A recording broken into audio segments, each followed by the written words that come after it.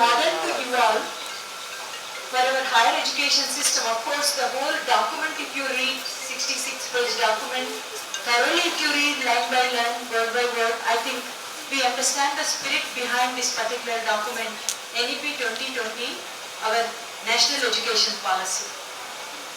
But when you look into the draft policy document, which is of 483 pages, our department made an attempt to print it and conduct across the state widely during 1920 period, huge debates and discourses, and to suggest some of the opinions from these all happenings and discourses and debates, we have sent MHRD all these things.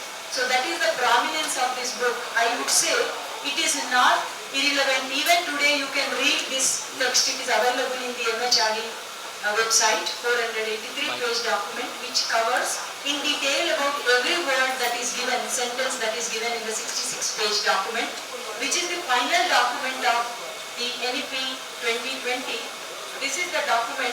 I think most of you must have read this document and have seen this document, which is only 66-page document, which speaks, as I told you, it's a treasure, I would call, all the insights from all our ancient times, which is loaded in this particular text of 66 pages. All of you know, part 1 speaks about the school education, which we are not going to touch. Second part speaks about the higher education, which covers about 10 dimensions under that. I would just place before you, because we may not have time to enter into all the details. Depending upon the time and permutations, I will go into the details. Otherwise, I just take a bird eye view on all these areas which speaks about the higher education. Then part 3 speaks about other key areas of focus. Part 4 making how it happens. So they have given us a direction as to how to make it implementable and what are the possibilities to implement.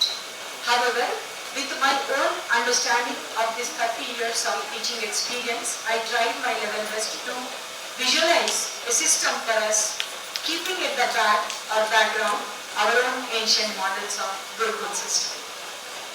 Before entering into the main discourse, let me share 1 or 2 anecdotes related to the significance of our own ancient times knowledge. Or I would share in this context, the Ministry of Education is hardly striving to get back and explicate the whole ancient knowledge systems that were prevalent and that were dormant, and we were not able to catch up with what has happened in the past. So that, I guess, as a cell which is initiated by the Ministry of Education, widely working, many institutions in the recent past, 14 institutions have got the cells, these are called Indian Knowledge System cells. They are day and night striving hard to explicate the whole Indian knowledge system, which was dormant, which is dormant, and wanted to enlighten people about the knowledge systems that were prevalent in the ancient times. So this whole churned knowledge is available and placed as a capsule system in this document of NEP 2020. That's how I look at this document. So many people who work, strived hard, including the chairman, Kastur Rangan, on this document. Day and night, I believe, last 4 or 5 years, they have been struggling to give a shape to this document. First draft, 19 November, placed in the public domain. Then it came to the focus, and the document was debated and discussed across the nation for about a year and so. And then this has been culminated with more than 1 lakh suggestions received across the nation, and many people outside also. Some NRIs must have reviewed and presented their suggestions for this. So based on that, this 66-page document has evolved as a policy document, NEP 2020.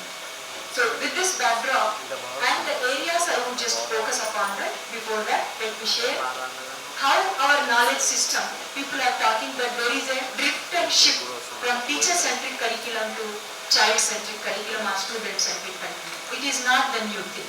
I will share this anecdote, you will understand how child-centric, how self-guided learning, how experiential learning was the backbone or fulcrum of our ancient Indian system of education. One day, a teacher asked the students to go around the forest and find out some useless plants. Then at the end of the duration that is given to the learners, all the learners came back and started sharing about their own experiences and shared some of the useless plants. There was one student who came without any plants in the hand. Then the teacher asked other children, students, to share why they are useless, why they are useful, whatever they have shared. And the person who came without any plants, he asked him, can you say what is the uselessness of these plants or usefulness of these plants? So this student could explain how they are useful. That means there is nothing useless in this world of, life of plants or plant life or animal life, whatever you say. Everything is useful, that we need to understand. So how much time they must have spent to understand this whole knowledge about the plants. So Ayurveda has evolved, the whole Shastra has evolved by the experiences of the people, students, with the guidance by the teachers. Collaboratively they try to explore, understand and keep in place the whole knowledge system that is there in our ancient knowledge systems. So this is what I wanted to share. One more live example, even today I believe, at Vijayawada some bridge is available. I don't remember the name, long time back I read it somewhere. I could not trace out those places where I read that text. The gurus, those days Guru Kula or Guru and Shishya, like us institutions, were not isolated from the society. They were not deviated from the social issues. They were very much within the context of society. That's how the system prevailed at that particular time. So these Guru Shishyas used to go around the community, find out the issues of concern, based on which they used to, really serve the society. So this Guru Shishya went and then made a bridge. This bridge is not like any other bridge, Vantana we say. It is not just like that, whatever normal bridge our all civil engineers build. But this is a very unique bridge which has so much of wavy structure. So when you understand, people try to understand, many Britishers try to understand what is the secret behind it. So they could see the current of water which is flowing, which is the highest current which is flown in that particular place I believe. So they could start with that bridge with a very basic principle behind it, the water currents they have observed, there the current, what is the speed with which the water is coming, accordingly they have made the bridge. Even till today, after thousands of years, that bridge is in place, not like our bridge which collapsed overnight. So this is how the technologies grows. You have seen recent past, Ramappa temple, sand technology, long time research is going on. Till today, nobody could find out what is the technology behind it. So all our knowledge, which is a formula I would say, which is a technology I would say, all those verses you see, whether it is Vedic hymns or any of those hymns that are there in place in our ancient knowledge, whether you talk about the Ashtadasha Vidya, Chaturdasha Vidya, Dwadasha Vidya, whatever names you give, different ways it has been, focused all through the document and also in our ancient knowledge. So these all things will speak and try to tell us how that knowledge was really, made people to understand. And all these verses, every word is a technology.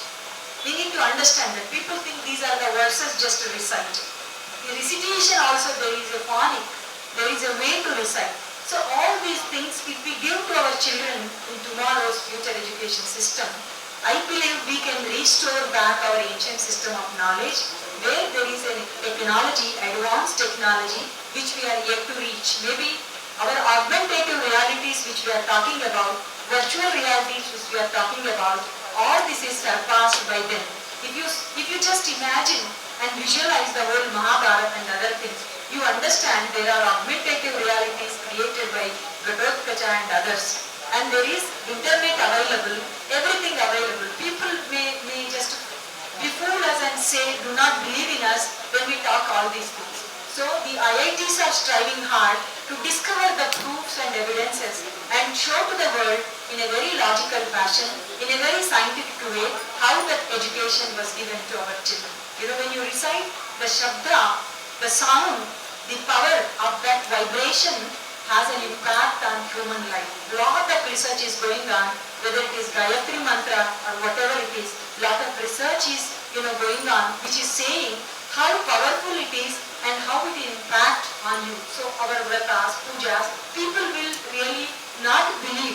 We are all mostly atheists today. In the name of science today, we do not believe in that kind of things. So you need to understand and discover what is that science and technology hidden inside of our Vedic texts and Vedic hymns and otherwise Indian system, knowledge systems. So this is the whole process which is going on at the ministry level right away, and the similar kind of efforts are behind this particular document of National Education Policy 2020. So I just go very quickly because already 5-10 minutes over my time. Before entering into this whole lot of it, just go on pushing down. The title which I have given to this presentation session is, just get back to the first slide. Yeah, this is NEP 2020 Multidisciplinary Holistic Education, Higher Education. Holistic Education, a suggestive, experiential, sustainable, futuristic model for higher education. This is only I am just visualizing it, and if you read every line in the higher education, all those 18 items which are there under higher education speak eloquently about what it should be. Everything they have given in a very encapsulated form. So we need to understand, one is multidisciplinary approach, the other one is cluster approach. I believe Osmania University and State Council of Higher Education is making a model. I believe some of you may be part of these 9 colleges which are trying out this cluster system.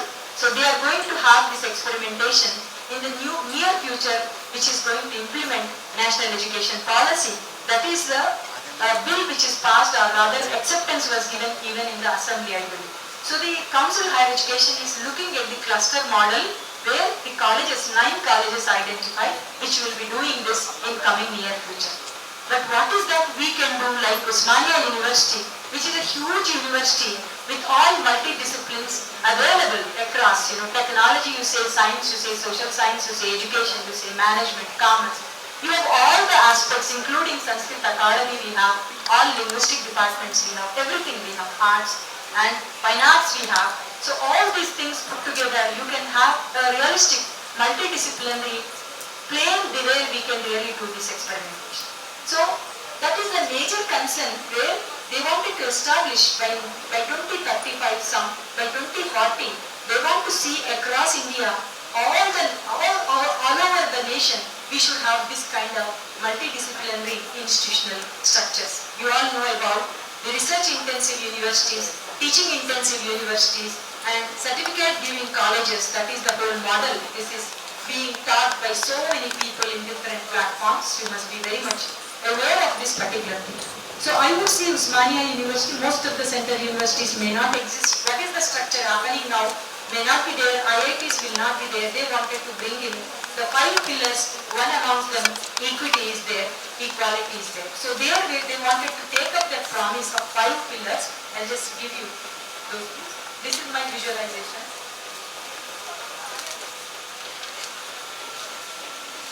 How do I go back? How do I go back? Yeah, I got it. This is how I visualize. It's only internet taken. So we want to see a serene place.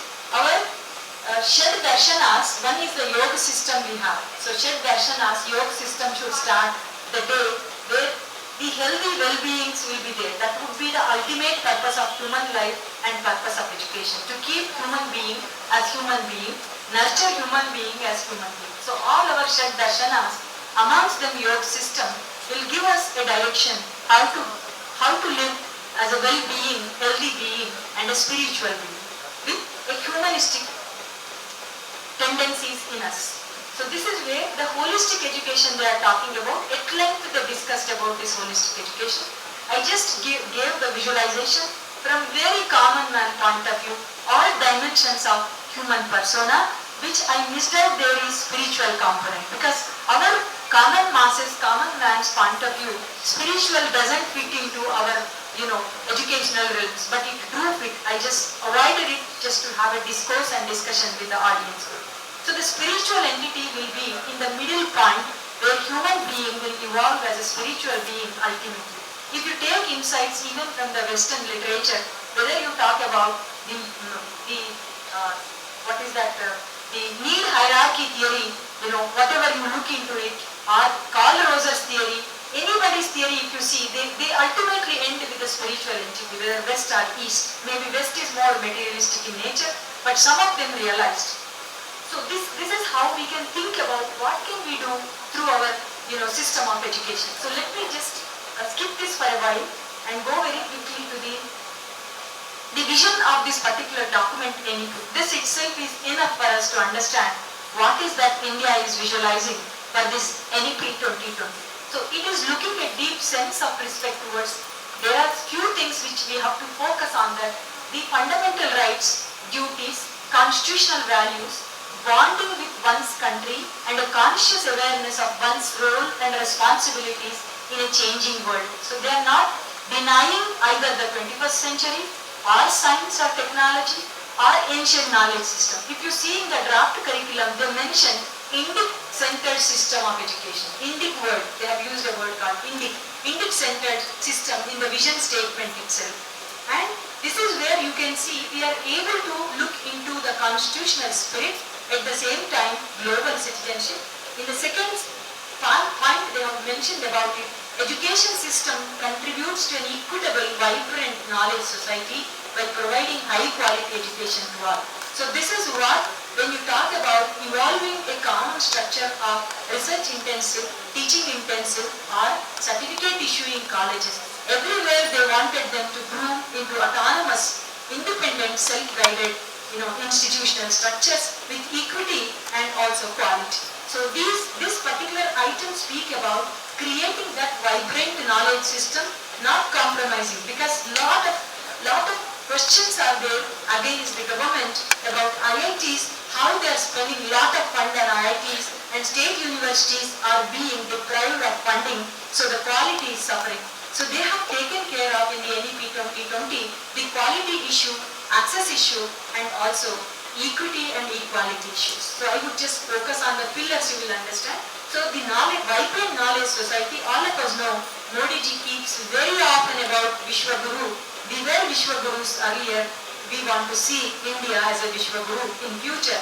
If we can really explore our Indian knowledge systems and show to the world the technology and science behind it.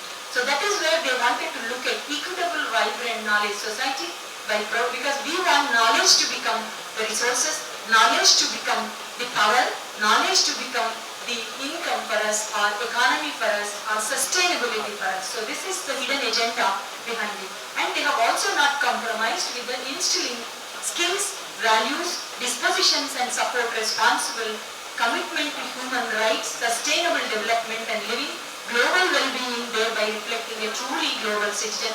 You can see sustainable development across this NEP 2020. They have been referring to the 4 sustainable goal, SDG goal 4, education.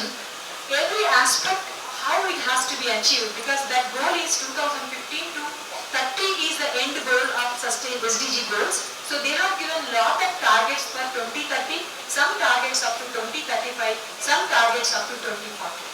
So this is how the whole NEP tried to address all the SDG goals, including SDG, more focused on SDG 4, education sustainable goal. So they have given in the vision statement itself, the sustainable development and living is the, the agenda or fulcrum of this particular point. Then I just wanted to focus what is that ancient India I have been talking about. Little bit glance at this thing. The past India, though we are talking, maybe thinking that we are thinking for the first time. No, that's the reason they said it is the Indic-centered. When you say Indic-centered, it was already there. When you see Takshila, Odankapuri, or whatever you see the olden, the higher education systems, knowledge systems which are there, they have depicted all these multidisciplinary and specialized sages had their own scientific laboratories working in their specialized area. That's what we have been doing in the name of laboratories today. So there were, social science laboratories. There is nothing like a distinction of the discipline background. It was only knowledge. If you see the branch of philosophy, episteme is knowledge. So everything is knowledge. Disciplines are made later, but knowledge is one. That's how they have seen seen the holistic, multidisciplinary universities they have established, just they worked on those disciplinary specialization. So Nalanda, Vikram and all 21st century, they used a word called well-rounded education or well-rounded individual for the holistic education. Then I have for you the Chaturdasa Vidya or Dwadasa Vidya. I'll just give you a focus in the next slide. Then they were talking about the liberal arts curriculum, knowledge of many arts, the fine arts, liberal arts. If you look at the 64 kalas, apart from 64 kalas, the draft book also mentioned about Lalita Vistara Sutra, 86 kalas, Yasodhara Jayamangala, 512 kalas, that is during the 13th century, and then Bharata Natya Sastra, which is 3000, CE back, and integrate humanities with arts and science, technology, engineering. They use STEM, STEAM also nowadays we are using STEM and STEAM. So they don't want to isolate. So first agenda of this multidisciplinary is not to have those silos and isolated systems of knowledge. So this holistic knowledge they wanted. Then professional fields, medical and engineering, 21st century skills, creativity, innovation, all those 21st century skills speak about innovation, critical thinking, problem solving, communication, all these are there. Then increased awareness, social and moral awareness. This is the basic idea, the morality principles where we can see all through our texts and documents and knowledge systems. Then engagement and enjoyment of learning. They used to be, self-guided learning, student-centered learning, and teacher collaborative learning. This is how the approach used to be there in the ancient system. So they want to reiterate and replace it with the existing colonial dominant system of our Indian education today. Then establishing the, all those departments you can have. We have, Usmania would be a model for this multidisciplinary. Including Usmania, there are so many central universities which are having like that. Some state universities across India are also having.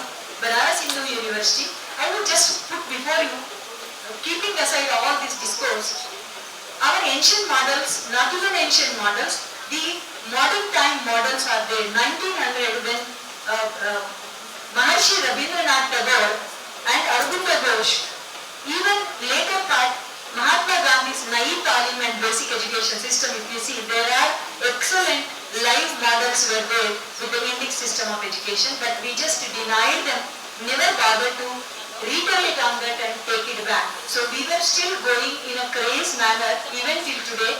Our parents don't compromise for the education. They are only going outside India to have a quality education. The situations are different. I am not going into that discourse and debate. Reasons are many.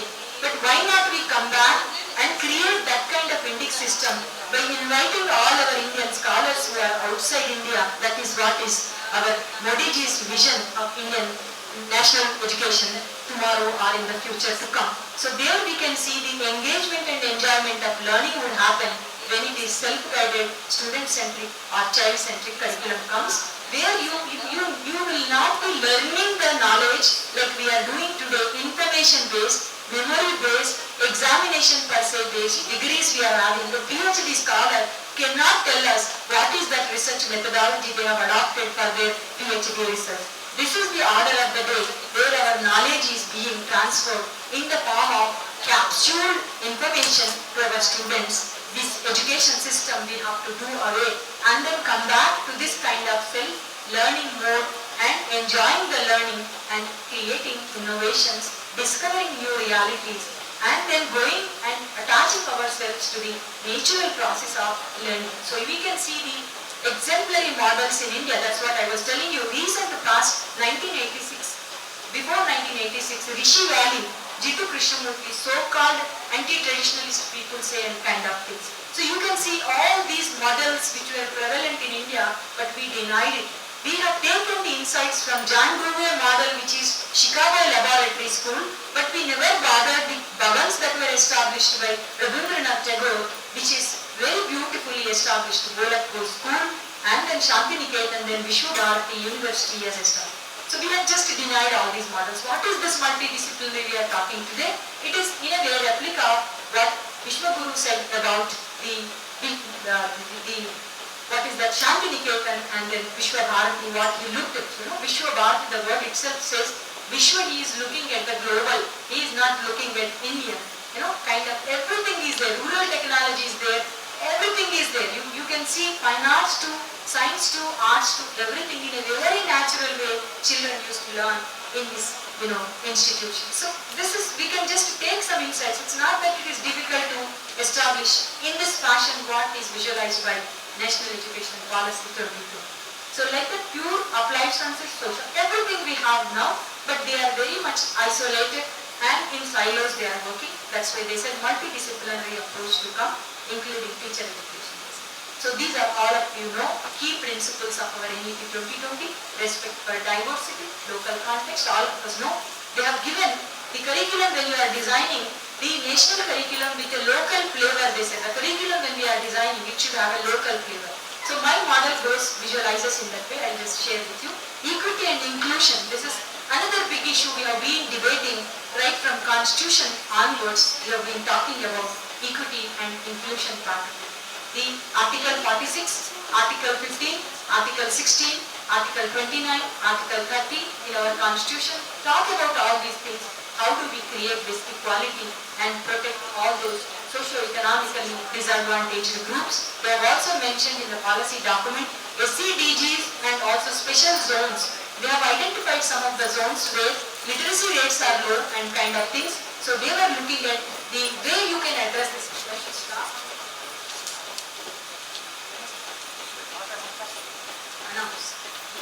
Sorry to interrupt you, ma'am.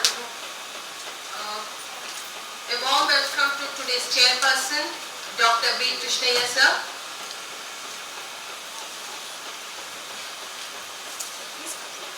Sir, please come on to the dais. Sir is chairperson. I request our vice principal, Dr. Vasudha ma'am Garu of GDCW Begum Place to present the bouquet to sir.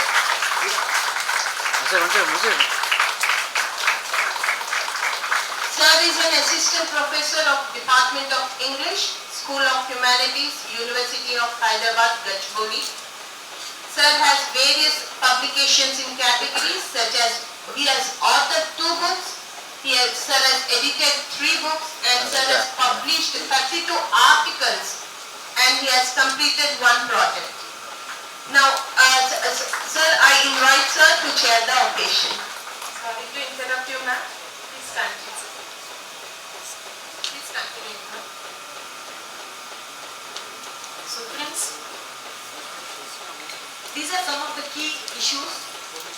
The emphasis on conceptual aspects, how, as I have already shared, how our education system is only knowledge-based system, information-based system, where we are not able to give conceptual kind of understanding for the children through our education system. So this is how the Ashtadasha Vidya, Chaturdasha Vidya addresses this. Once the child is having a holistic education and conceptualization, there is no need of such kind of crisis which is happening. I'll just take some of the slides where what are the queries or what are the issues, what are the concerns of our NEP 2020, what are the solutions they have suggested. It's not that they left for us to think for a while, but they have given us the queries or issues of concern. They have also given us the way out to that in the last part of it also, and also in between at every point they have been discussed. So we'll quickly go into those things.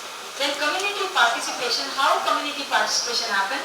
I told the bridge case in the beginning of the session when I started, how Vijayawada bridge was built by the teachers and students. That shows the teachers used to go around the village, community, find out the issues of concern. They used to find solutions and fix the solutions to the problems in the society. The financial support used to happen from princely or whatever community contributions used to happen. So that was the idea of community participation. Today, the kind of community outreach activities what we do, only photo session community reach activities we are doing. Nothing happens really. We adopt a village, we never see the evolution of the village. Now we never see the village has been transformed or reformed or whatever. So this is where the spirit has to go. When we are talking about the community and access to the participation of the community or transformation of the community, when you adopt a village, do you see any change in the village? Do you see any transformation in the village after 2 years, 5 years? So this is the idea and spirit behind community participation here in this, all the encouragement and facilitation. Philanthropists are there. So many people are working, but everything is happening in isolation. But when it becomes institutionalized structures, then I think it will become more meaningful like in the ancient system. Then technology we have not compromised everything. As I told you already, for Divyangs, you have assistive technology, so much of technology has developed today. You know about 21st century technology and technology tools in teaching, learning, profit. So much is there, the whole, Bandar is there, the Swayam portal is trying, and NPTEL is trying, Swayam Prabha is trying to really create a lot of repositories of knowledge for our young minds to study and get the quality, inputs for the education system, right from schooling to that of E-Patashala, PG E-Patashala. These are all happening in technology already by the Ministry of Education under Swayam and Swayam Prabha. So this, I think, will take more lead in future to come. More technological, inputs and repositories will be available for all our young minds tomorrow. So our job is to create such kind of repositories and throw out to them so that they will get benefit out of whatever knowledge we want to give them. Then the critical thinking, these are all 21st century skills, problem solving, critical thinking, innovation and communication, all those things are there. Then continuous review based and sustained research. This is another very big gap we have in India.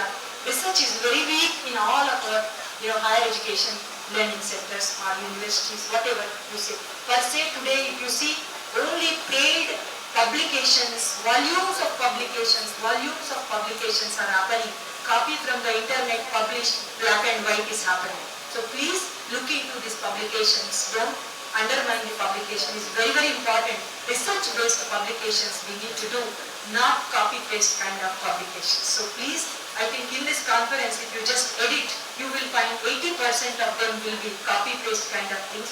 They want a certificate, they want a king in their profile. Nobody really wanted to do a serious research. So they wanted a serious researching should happen through this policy. These are our 5 pillars. They were very serious about creating access. They said every district, if possible, every district, even earlier, in the knowledge commission, John Petroda, Knowledge Commission has suggested every district should have one university. So our sister universities have evolved without much of infrastructure and no recruitment, no quality education. Only access was created under San Petroda's knowledge, contribution to the district universities.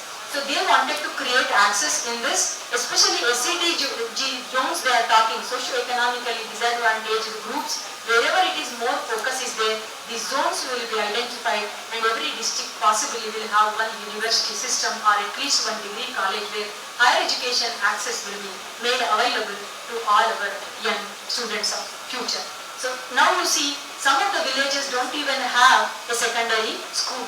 So in my idea, this one district, when you have one higher education institution, access is created to them so that we can achieve the target. In 2018, we have 26.3 gross enrollment ratio. They want to see by 2035 to achieve 50% gross enrollment ratio. Just imagine, is it possible without creating access? They have given online, blended mode, face-to-face, all possible ways of providing access. Even MOOCs is trying, maybe structured courses are also coming up on MOOCs and Swayam portal. Probably we will provide access for the higher education in various modes where students can get the enrollment ratio can be enhanced to 50%, probably by 2035, even before or after that. Then we are talking about the equity part of it. This also they have taken care. SDGs they talked about, and all other inclusion, equity, these are the issues. A special item was provided under higher education. Inclusion, both in the school education as well as in the higher education, they talked at length about how to create this inclusion in this particular document. Then when you are talking about the access, affordability is also another very important thing. Many of our who are Indian students in the villages, they are unable to afford to have this higher education. So they have given a lot of provisions in this policy document to create, identify such kind of students and provide a lot of access to them and also provide some kind of reshifts to them. All those things are there. Then accountability part is more important thing, is the accountability where I think everybody, including the students and teachers, faculty, everybody should have this accountability. Every citizen of India will start with accountability. I think the dream of NEP 2020, by 2040 we will be able to achieve to some extent. Then equality, ultimately they are addressing this settle in is quality issue. All of us know how quality was suffering in the educational system, especially if you look at the past glory of Osmania University. 50 years back, what was Osmania? 20 years back, what was Osmania? Conclude? Okay. Right. See, I will just go to my model and then start it. Because these are the 18 issues which were taught at length in this policy document. You can read them all. So everywhere they were talking about, see, I want to just give the gist and spirit of it because you can read, all of you can read and understand. So major focus is laid on the quality universities and everywhere they are talking. This is the one of the fulcrum or the pillars of the NEP 2020. So the quality is the main focal point as well as quantity because they are saying about gross enrollment ratio to raise to 50%. So quantity also matters, at the same time not to compromise with the quality. So these are some of the issues. Very quickly,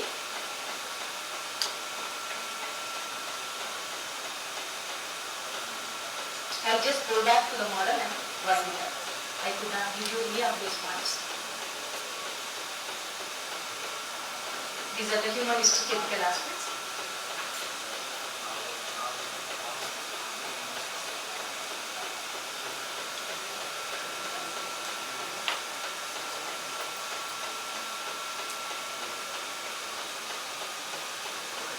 These are some of the reflective books you can look into them. They are old books, but you can see the whole ancient education system, you will understand, where they talked about this 1 to 4 Vedic Shadangas and then Dharma, Sastras and all those things. This is mentioned very clearly in the document. And this is the model I was looking at, a district as a unit if we take, and then start forming. I could not structure it out, time was not there. So when you are looking at this district as a unit for you, around the district, the students have to go for the mapping, the whole district mapping they have to do, both human resources and other resources, find out, make a survey and find out what are the issues of concern. I think this kind of education if we start, we don't need to have a lecture. By exploration, by self-learning, they start exploring their own disciplinary knowledge, the major subject or minor subject, whatever they opt for. According to that subject or based on that area of knowledge, they will be exploring, doing research, finding out the solutions to the problems of the village or district. So like that, if we involve the natives of that particular place, ask them to explore, find out the problems and then think of the solutions for the problems. When we talk about 21st century skills, problem solving ability, innovation and creativity, where do you fix? So this is the procedure where they will go out and experience, find out the solutions and then fix the solutions to the problem. So all the things are given, everything. What should be the pedagogy, what should be the curriculum, what should be the involvement, what kind of environment should be created for them so that they become self-sustained individuals as entrepreneurs of tomorrow who will make India and they will do make India as possible and create India as a Vishwaguru. That is my dream and I agree or rather go with Modiji's dream. We all will try together and create a sustainable India with entrepreneurs and create everything in India through to the globe as Vishwagurus, India as Vishwagurus. Thank you very much.